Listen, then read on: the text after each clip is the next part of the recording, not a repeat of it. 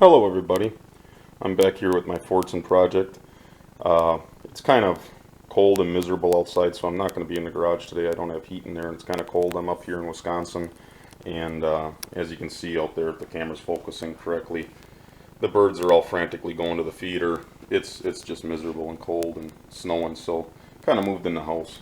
The wife's sleeping. She don't know that I'm using her kitchen table here, so she won't mind. Anyways, the color difference in my pistons, why I got them painted different, or rods I should say, sorry, rods and pistons are painted different, is I kind of labeled them. The red ones here are actually out of my grandfather's Fordson. The tractor that it had gotten sold years ago, the gentleman that bought it was going to restore it, took it apart, and just never got it back together. So I was lucky enough to find the original rods, all four original rods, and all four original pistons. Unfortunately, the caps on some of the rods I was missing, so I couldn't use all four rods. So that's the reason for the painting, is just so that I know what rods and pistons came out of what tractor, just mainly for sentimental reasons. The black one here is original with my tractor. The other three are from my grandfather's tractor. These two rods I had purchased at the Fordson house, and these two are out of his tractor. Anyways, the Babbitt in here, just kind of show you. The Babbitt in these are used, but they look to be okay. You can kind of still see the lip. It's hard to tell with this camera, but you can see down there by the oil hole, there's a little journal to hold oil. That's kind of how I'm judging that there's still Babbitt left. I mic'd them a little bit. I still got to do further research with them, but we'll figure that out as time goes on. The major problem I had was the tractor pistons originally were 5/0 wrist pins. So all my pistons were shot, because this is actually one piston that came out of my tractor, and if you can kind of see here, it's kind of hard, but let me get this piston situated right. You can kind of see there's a lot of slop in that wrist pin. You can even hear it as I'm juggling it around.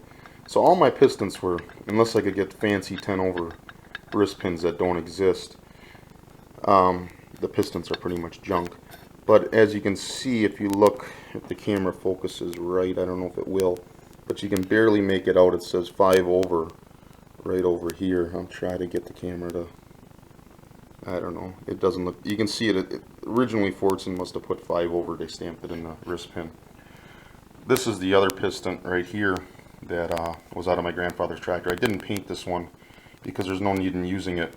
It's too badly damaged from sitting outside. All the parts out of my grandfather's tractor were just sitting in the mud and in a real poorly dilapidated shed. But you can kind of see how bad the pistons just rotted out. And I tried to depth gauge it. I only have not even a 1/16 of material in the head of the piston, so I'm kind of concerned that this piston would be junk over time. It would burn out or crack or something. But the good news is all these pistons all had standard wrist pin size. So by buying 5/0 wrist pins, this has got a little bit of slop. You can kind of hear it. But anyways, so what I did was I purchased two rods from Fordson House, my two rods from my grandfather's tractor, and took them out and had them honed out. This is a brand new 5/0 wrist pin that I purchased from Fordson House. We got them honed out. They fit nice. There's only maybe just under 1,000 slop in them. They fit nice. There's no rickety rack when you try to wobble a pin. They fit really good.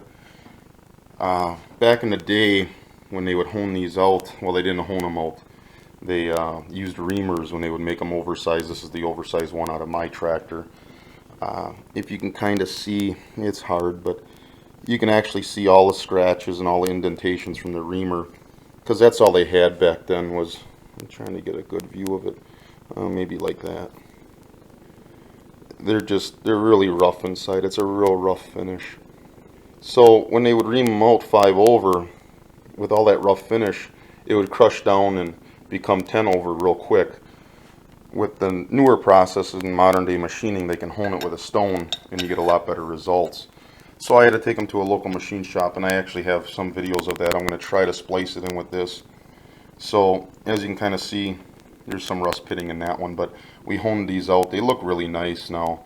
They're oversized. All my rods are oversized by 5,000s. This is a nice one. You can kind of see it. Nice cross hatch in there. I'll show you the piston here too. Let's see if you can get the right light.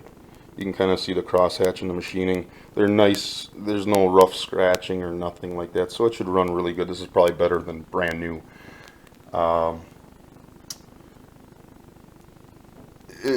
I'm lucking out with finding parts locally, I gotta say that.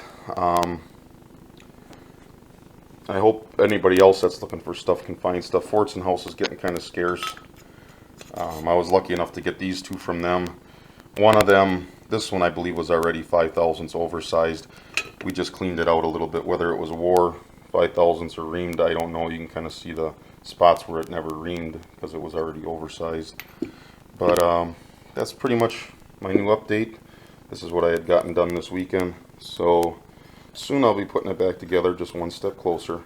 Alright, thanks a lot. We'll see you later. Bye-bye.